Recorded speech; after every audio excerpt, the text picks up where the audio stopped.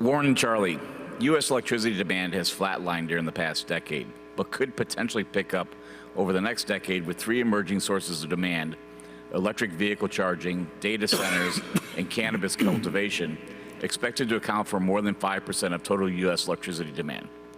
Utilities will have to work hard to benefit from this new demand, though, much of which is likely to accrue to states in the South Atlantic, Central West, and mountain regions, with the greatest benefit going to firms that invest in grid expansion, smart networks, reliability, and renewable energy.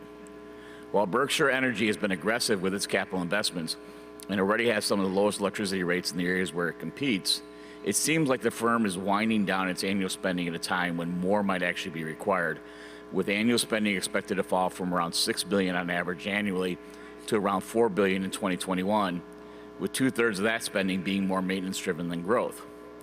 Is there any one area where you feel Berkshire Energy might need to commit more capital over the next decade to ensure that it captures this future expected demand growth, much as it already has with wind power in western Iowa, which is now populated with a lot of data centers? And for territories where demand growth is expected to be the strongest, but where Berkshire does not have a presence, are there any avenues aside from acquisitions for the company to put capital to work? Well, I'm going to throw that over to Gene in just a second, but I will tell you that we have three owners of Berkshire Hathaway Energy. We are the 91% owner, and there are no three owners that are more interested in pouring money into sensible deals within the utility industry, or are better situated in terms of the people we have to maximize any opportunities. We have never had a penny of dividends in whatever it is, close to 20 years of owning Mid-American Energy, and other utility companies pay high dividends. They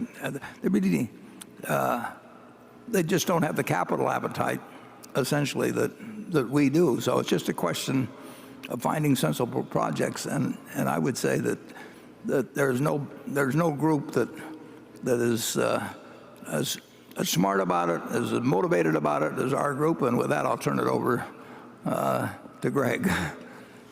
In short, we're about as good as you can get, and you should worry about something else. Yeah. But Greg, could you stand up and talk about, we really hope to spend a lot of money in energy. Yeah. Afternoon. Yeah, Greg, you touched on it. A couple critical areas we go forward is to look realistically in the 2022 timeframe, because as you've touched on, we've got a great portfolio as we finish out 2019, 2020, and it's really been focused on building the renewable energy projects in Iowa, expanding the grid. But equally, we do have those opportunities in our other utilities. The footprint in Iowa realistically is getting pretty full. As we had 100% renewables, Warren touched on it. Every time we get a new data center, that means we can build another 300 megawatts of renewables. We'll continue to do that. But when you look at Pacific Corp, where we serve 6 states in the Northwest, we've really just embarked on an expansion program there. The first part was to build significant transmission, so expand the grid, and then start to build renewables. But just to give you some perspective of the regulation that exists in place, we started that project in 2008, and we're realistically building the first third of it. But we do have the planning in place for the second phase and the third phase, and that's what you'll see come into place in 2021 and 23.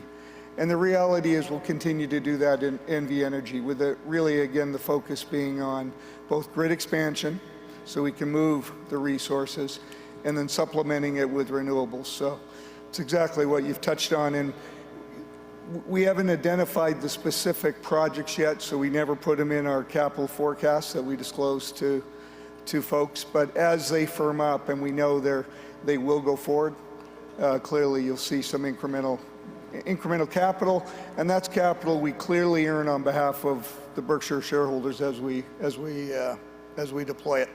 Thank you. Good. We will put a lot of money into energy.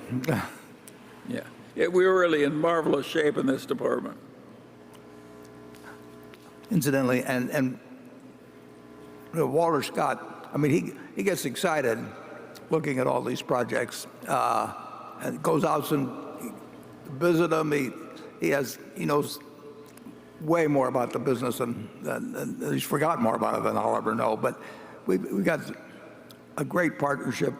We've got unlimited capital. We've got, we'll continue to have it, and there's needs for huge capital in the industry. So I think 10 years from now or 20 years from now, our record will be looked at, and there'll be nothing like it in the energy business. Well, Greg, is there anybody ahead of where we are in Iowa in terms of energy? Charlie, there's realistically no one ahead of us in the U.S., let alone Iowa. When you look at the amount of energy we produce relative to what our customers consume, we really do lead the nation in Iowa. And our rate's about half that of our main competitor in Iowa to boot. Close. Exactly. We're right in that range. If this isn't good enough for you, we can't help you. Incidentally, I mean, we sell electricity 5 miles from here. Greg, is that correct? Right across the river. Yeah, right across the river, and the wind blows the same, and all of that sort of thing. And the public power district here, in Nebraska, going back to George Norris, has always been a public power state. That there's no capitalism doesn't exist in the electric utility field in Nebraska. So they have had the advantage of selling tax-exempt bonds. We have to sell taxable bonds, which raises costs to some degree. They have a big surplus, which they don't have to pay any dividends on or anything else. And our rates are cheaper than theirs, basically. I mean, we're very proud of our utility operation.